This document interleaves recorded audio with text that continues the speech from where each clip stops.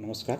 RS मुख्य परीक्षा में लोक प्रशासन भाग में एक छोटा सा टॉपिक है तुलनात्मक लोक प्रशासन। मैं आज आपको पढ़ाने जा रहा हूँ।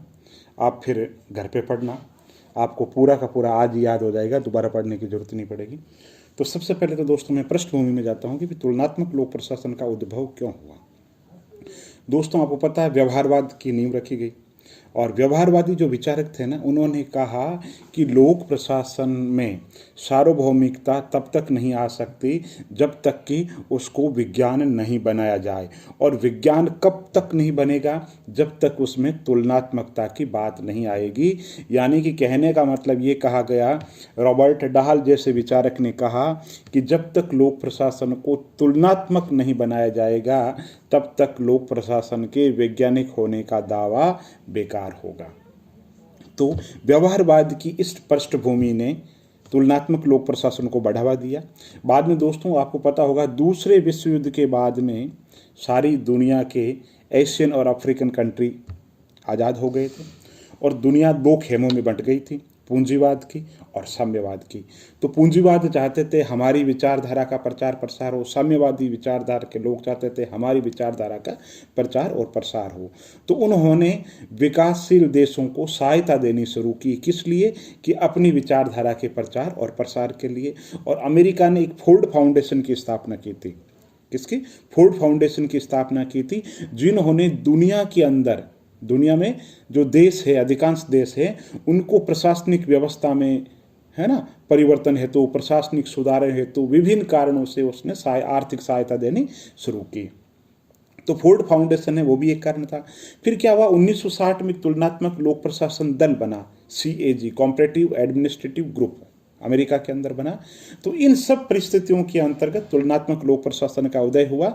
आपको भूमिका बांधने के लिए मैंने बताया, संक्षेप में आपको इतना ही कहना है कि व्यवहारवाद के कारण, व्यवहारवाद और तुलनात्मक लोक प्रशासन के दल और फोर्ड फाउंडेशन ने तुलनात्मक लोक प्रशासन को बढ़ावा दिया। काम की जो लाइन है आपके तीन ही हैं, व्यवहारवाद, तुलनात्मक लोक प्रशासन और फोर्ड फाउंडेशन। इन कारणों से तुलनात्मक लोक प्रशासन का उदय हुआ।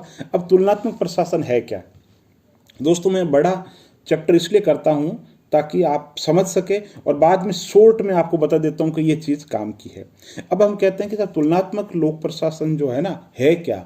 तो देखो, तुलनात्मक लोक प्रशासन का प्रथम प्रवक्ता आपको पता है किसे माना जाता है, अरस्तु का माना जाता है। और अरस्तु ने उस समय, तत्कालीन समय के अंदर शायद 158 देशों का राजनीतिक व्यवस्थाओं का उसने अध्ययन किया था, इसलिए उसको तुलनात्मक जो लोक प्रशासन तो नहीं कह सकते, तुलनात्मक राजनीति का जो जनक है वो माना जाता है। राजनीति के अंदर लोक प्रशासन में तुलनात्मक लोक प्रशासन के फादर जो आपको पता है रिक्स माने जाते हैं, जिसकी हम आज चर्चा करने जा रहे हैं।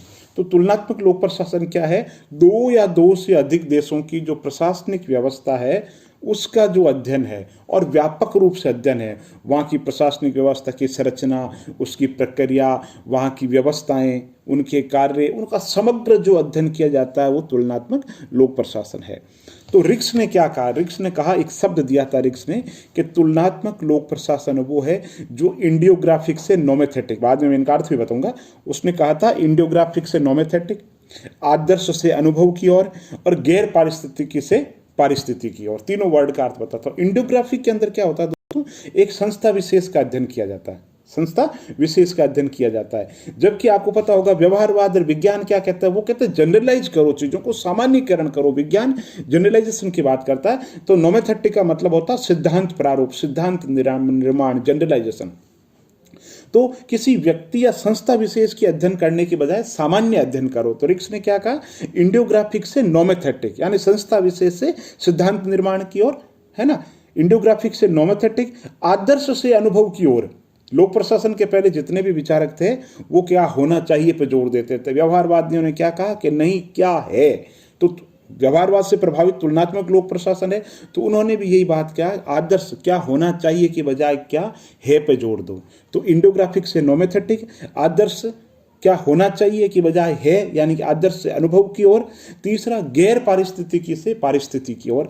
पहले जो अध्ययन किया जाता था एक देश सिर्फ स्वयं तक ही सीमित होता था, तो तुलनात्मक लोक प्रशासन ने कहा आपस के अंदर देश एक दूसरे की प्रशासनिक व्यवस्था को समझे और अनुकूलन अगर अच्छा लगे तो अच्छे जो तत्व है उनको ग्रहण किया जाए। तो इंडोग्राफिक से नोमेथेटिक, आदर्श से अनुभव की ओर, गैर पारिस्थितिकी से पारिस्थितिकी, नॉन इकोलॉजी से इकोलॉजिकल, इंडोग्राफिक से नोमेथेटिक, ठीक है, और आइडियोलॉजी से इम्प्रिशियल की ओर। मेरी अंग्रेजी कमजोर है, लेकिन एक कैंडिडेट ने कहा था कि सर बीच में आप थोड़े थोड़े अंग्रेजी शब्द का प्रयोग करो तो मैं समझ सकूं। तो अभी तक जो मैंने बताया है कि जो तुलनात्मक कॉम्परेटिव एडमिनिस्ट्रेटिव ग्रुप बना उसकी वजह से, बिहेवियरिज्म की जो विचारधारा उसकी वजह से, और फोर्ड फाउंडेशन की वजह से इसका इवोल्यूशन हुआ, इसका विकास हुआ तुलनात्मक लोक प्रशासन का। और रिक्स ने ये 3 बातें बताई थी जो अभी आपको मैं बता चुका हूँ। फिर रिक्स ने एक विचारधारा दी, प्रिज्मेटिक विचारधारा, जो आपके पाठ्यक्रम के अंदर है और आपको 50 शब्द में भी पूछ सकते हैं, 100 शब्द में भी पूछ सकते हैं और 15 शब्द में भी पूछ सकते हैं। तो उसकी भी पृष्ठभूमि बताता हूं। पहले क्या हुआ था दोस्तों, रिक्स ने एक सोसाइटी की नींव रखी थी, उसने नाम दिया था एग्रेरिया समाज। एग्रेरिया समाज कृषि आधारित समाज होता है, काम का विशिष्टीकरण होता है, एक ही व्यक्ति सारे काम कर लेता है। तो बाद में रिक्स ने कहा नहीं, इंडोग्राफिक सोसाइटी सही नहीं है, मैं तो इंडस्ट्रियल मॉडल दूंगा। तो बाद में उसने इंडस्ट्रियल मॉडल दिया, औद्योगिक समाज की विशेषता बताई। फिर बाद में उसने कहा ना कोई समाज एग्रेरिया होता है ना कोई इंडस्ट्रियल होता है, समाज तो ट्रांजिटिया होता है। ट्रांजिटिया मतलब संक्रमण काल, ट्रांजिशन फेज जिसे कहते हैं ना। तो रिक्स ने क्या किया, अगर रिक्स का योगदान पूछ ले पूरा तब ये 1-2 लाइन बताने की जरूरत है, बाकी आपके सिलेबस में तो रिक्स का समपार्श्व जो समाज है उसी पे फोकस करना। तो रिक्स ने पहले क्या किया, एग्रेरिया मॉडल, इंडस्ट्रियल मॉडल और ट्रांजिटिया मॉडल दिया। फिर बाद में कहा रिक्स के अंदर क्या, नहीं मेरा जो मॉडल है वो तो मेरा समपार्श्वीय समाज है, प्रिज्मेटिक सोसाइटी है। और प्रिज्मेटिक शब्द जो साइंस के विद्यार्थी है वो जानते हैं, विबग्योर शब्द सुना होगा उन्होंने, है ना, वर्ण विक्षेपण शब्द सुना होगा। प्रकाश की प्रिज्म की एक किरण जब पड़ती है तो 7 रंगों वाला जो फॉर्मूला है आप साइंस के अंदर पढ़ते आ रहे हो, ज़्यादा बताने की जरूरत नहीं है आपको, और मुझे साइंस की कॉन्सेप्ट क्लियर भी नहीं है कि मैं ज़्यादा आपको बता सकूं। तो आप समझ सके इंद्रधनुष की जो छटाएं होती है अलग अलग, तो उसने यही शब्द है समपार्श्व समाज वहां से लिया था। तो रिक्स ने कहा जो समपार्श्व समाज, अब ध्यान से सुनना, रिक्स ने समपार्श्व समाज है ना उसके 2 पार्ट है। रिक्स के जो समपार्श्वीय समाज है उसके 2 पार्ट है। उसकी जो प्रशासनिक व्यवस्था है वो तो है साला मॉडल। क्या है, रिक्स के प्रिज्मेटिक सोसाइटी की जो प्रशासनिक व्यवस्था है वो तो है साला मॉडल, और जो आर्थिक व्यवस्था है वो है बाजार कैंटीन। प्रशासनिक व्यवस्था है साला मॉडल और आर्थिक जो व्यवस्था है वो है बाजार कैंटीन। ठीक है, तो रिक्स ने क्या कहा था, रिक्स ने कहा था कि जो संपार्श्वीय समाज, वापस मुद्दे पे आता हूं, रिक्स ने कहा था कि संपार्श्वीय जो समाज है वो क्या है। पहले रिक्स ने जो संपार्श्वीय समाज है ना, उससे पहले एक और बात बताई थी, मैं आपको बताना भूल गया। रिक्स ने कहा समाज 2 तरीके के होते हैं, एक फ्यूज्ड समाज और दूसरा डिफ्रेक्टेड समाज। क्या कहा, फ्यूज समाज और डिफ्रेक्टेड समाज।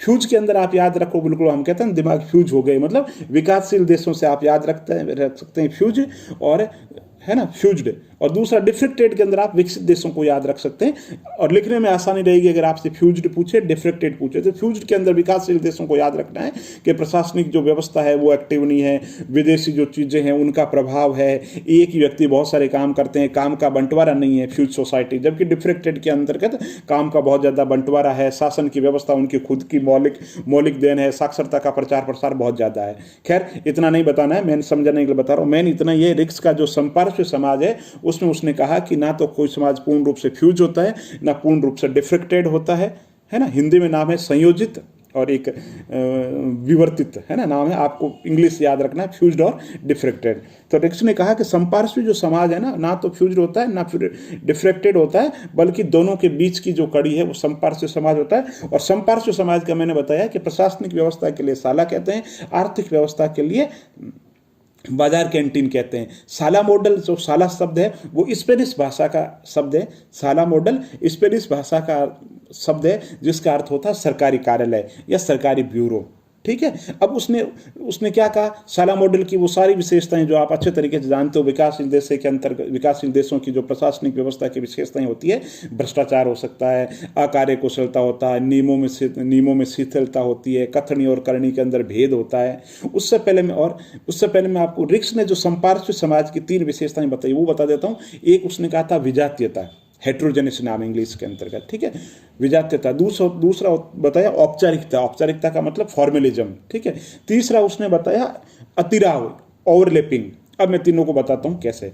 देखो दोस्तों, विजातीयता में रिक्स ने ये कहा कि संपार्श्विक समाज है ना, उसमें बड़ी विजातीयता होती है। विजातीयता कहते होती है, शहरी लोग भी रहते हैं, ग्रामीण लोग भी रहते हैं, पढ़े लिखे लोग भी रहते हैं, अनपढ़ लोग भी रहते हैं, मतलब अलग अलग जो सभ्यता, अलग अलग विचारों के लोगों के बीच के अंतर्गत ऐसे विजातीय लोग रहते हैं। ये हो गया विजातीयता। दूसरा हो गया औपचारिकता, फॉर्मलिज्म। तो रिक्स ने कहा संपार्श्विक जो समाज है ना, उसमें कथनी और करनी में बहुत अंतर है। कहने को तो हर चीज में नियमों की दुहाई दी जाती है, लेकिन वास्तव में जो काम करते हैं अपने स्वार्थ से, भ्रष्टाचार से, भाई भतीजावाद से, बहुत सारे नेगेटिव एस्पेक्ट से प्रशासनिक जो तंत्र है वो काम करता है। तो विजातीयता हो गई, औपचारिकता हो गई। तीसरी जो मैंने बताया अतिराव यानी ओवरलैपिंग। तो रिक्स ने कहा कि संपार्श्विक समाज है ना, उसके अंदर एक ही संस्था है ना बहुत सारे काम करती है, या बहुत सारी एक ही तरीके के काम बहुत सारी संस्थाओं को दे दिया जाता, तो संस्थाओं के बीच के अंतर्गत ओवरलैपिंग हो जाता है, एक दूसरे के कामों के अंदर इंटरफेयर हो जाता है। तो ये अतिराव की समस्या होती है। और अतिराव की जो ओवरलैपिंग की समस्या है, इसकी वजह से बहुत सारी समस्याएं उसने बताया कि पैदा हो जाती है। तो रिक्स के संपार्श्विक समाज की तीन बातें, विजातीयता, औपचारिकता और अतिराव, है ना। विजातीयता हेटेरोजेनेसी, औपचारिकता फॉर्मलिज्म, और तीसरा अतिराव यानी कि ओवरलैपिंग। ये तीन समस्याएं उसने बताई। अब हमने बात की थी कि भाई साला क्या है। तो रिक्स की जो प्रशासनिक जो व्यवस्था है वो है साला, जिसमें भ्रष्टाचार है, भाई भतीजावाद है, जो भी प्रशासनिक विशेषताएं बतानी है। तो आप कहोगे फिर बाजार क्या, कैंटन क्या है। तो रिक्स ने कहा था, रिक्स की आर्थिक व्यवस्था के लिए उसने बाजार कैंटीन नाम दिया था। बाजार कैंटीन के लिए उसने एक शब्द और दिया था, कलेक्ट। क्या क्या नाम दिया था? कलेक्ट। कलेक्ट क्या है? कलेक्ट का मतलब है, वो ये कहता है कि कहने के तो प्रशासनिक व्यवस्था के अंतर्गत गिव एंड टेक का रिलेशन होता है, कंज्यूमर का रिलेशन ऐसा होता है, लेकिन वास्तव में क्या, और कहने को तो कहता है कि हम सब के प्रति, सब कंज्यूमर हमारे लिए बराबर है, सब जो ग्राहक है, सब जो जनता है हमारे लिए बराबर है। लेकिन होता क्या है, हर जो प्रशासनिक अधिकारी होता है वो अपने सेक्ट यानी अपने संप्रदाय, अपने लोगों के प्रति कुछ थोड़ा सा झुकाव रखता है, क्योंकि जिस सोसाइटी के अंदर रहता है वहां उसके प्रति थोड़ा सा झुकाव हो सकता है, उसके पूर्वाग्रह हो सकता है। इसको रिक्स ने नाम दिया कि रिक्स ने बाजार व्यवस्था के अंतर्गत एक शब्द नाम दिया, वो नाम है कलेक्ट। इस तरीके से आज मैंने रिक्स को प्रशासनिक व्यवस्था बताई। और अब मैं आपको 50 शब्द में बोलता हूं। तुलनात्मक लोक प्रशासन एवं पारिस्थितिकी विचारधारा के जनक तुलनात्मक लोक प्रशासन में रिक्स ने विकास प्रशासन की, तुलनात्मक लोक प्रशासन की, एग्रेरिया इंडस्ट्रिया मॉडल की, फ्यूज डिफ्रेक्टेड सोसाइटी की बात करते हुए प्रिज्मेटिक सोसाइटी की विचाराधि और संपार्श्विक समाज के अंतर्गत विजातीयता, औपचारिकता और अतिराव की समस्या होती है। और इसकी प्रशासनिक व्यवस्था का नाम है साला, और इसकी आर्थिक व्यवस्था का नाम है बाजार कैंटीन। तो दोस्तों, इस तरीके से मैंने आपको रिक्स समझाने की कोशिश की है। आपके कोई भी सवाल हो, कोई भी सुझाव हो, आप मुझे ज़रूर बताइए। मेरी कोशिश दोस्तों 6 महीने के अंदर ये रहेगी, ना केवल प्रारंभिक परीक्षा के लिए बल्कि मुख्य परीक्षा के लिए पाठ्यक्रम का एक एक शब्द मैं आपको याद कराऊंगा। और अभी कोरोना का टाइम है, मैं फुल समय का यूटिलाइज कर रहा हूं, और आप देख ही रहे होंगे, इसलिए आपसे एक अरदास कर रहा हूं, रिक्वेस्ट कर रहा हूं कि समय 1 सेकंड के लिए भी खराब नहीं करे। इसीलिए मैं 15-15 सेकंड के शॉर्ट्स बनाता हूं, ताकि आप में जोश भर सकूं और आपको जीवन के अंदर छोटी मोटी जो निराशा आती है उससे थोड़ा सा उबार सकूं। तो पढ़ते रहिए, मस्त रहिए, दिल्ली रहिए, गाजियाबाद रहिए, लेकिन कर्म करते रहिए।